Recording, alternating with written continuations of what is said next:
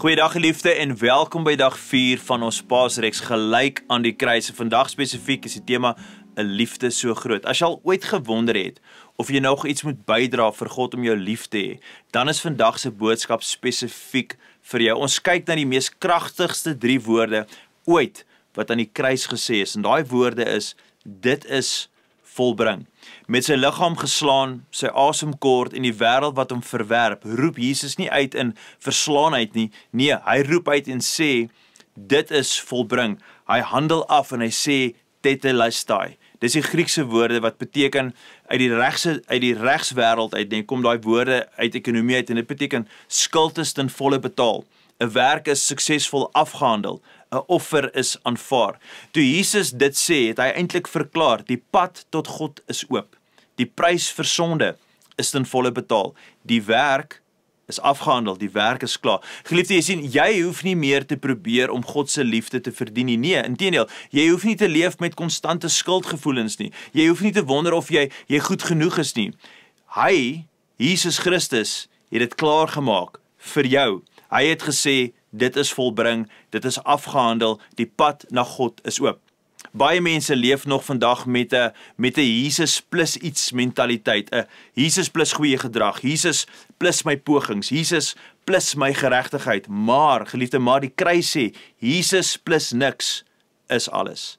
Daar is niks wat jy kan doen om hom meer lief te maak vir jou nie, en niks wat jy kan doen om hom minder lief te maak nie.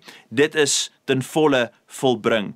Die liefde van Jesus hang aan 'n kruis. Voel jy soms, jy moet harder probeer vir God om jou te aanvaar? Leef jy dalk met skuld, wat Jesus reeds aan die kruis vir jou gedra het? Wat jy vandag moet neerlê, geliefde, is daai gevoelens, daai emosies, wat jou laat voel en laat dink jy het 'n disconnect met die Here. Maar jou perspektief is heel moontlik verkeerd. Jy moet begryp dat dit is afgehandel. Jesus het in volle afgehandel in die kruis, wat ek en jy in elk geval nooit sou kon bydra nie. So, miskien vandag prakties, skryf vandag ergens neer, né? Vat 'n oomblik, raak stil en skryf neer, tetelestai. Dit is volbring. Skryf dit neer en sit dit iewers waar jy dit kan sien, waar jy kan lees elke dag, dit is volbring. Laat dit die filter wees waardeur jy jouself sien. En as jy met iemand praat wat sukkel met skuldgevoelens of vrees, angstigheid, iemand wat voel hulle is nie naby die Here nie, sê vir hulle hierdie woorde: jy hoef nie verder te dra wat Jesus reeds klaar betaal het nie. Geliefde, ons maak elke dag 'n verklaring en ek vra vir jou om stadig met oortuiging die volgende verklaring saam met my te maak. Dit is volbring. My skuld is betaal. Ek leef nou in sy genade, nie in my eie pogings nie. Ek is die een wat Jesus liefhet. Geliefde, mag hierdie week en vandag se oordeenking vir jou roer, jou skuif, en mag jy besef, ek en jy is die een wat Jesus liefhet. Niks wat ons kan bydra nie, niks wat ons ekstra kan doen nie, kan ons nader of verder van God te vat nie. Hy is volkome ten volle lief vir ons. Ek en jy moet net ons identiteit as Gods kinders begryp en sy liefde aanvaar ten volle. Dit is volbring. Kom ons bid saam. Hemelse Vader, vandag bid ek vir elke liewe persoon wat ingeskakel het, wat hierdie woorde hoor. Mense reg oor die wêreld wat sê ek is 'n kind van God, ek is 'n Christen. Ek bid vir ons as gelowiges om te wandel in ons identiteit as Christene, om te weet dat die werk aan die kruis is afgehandelde werk.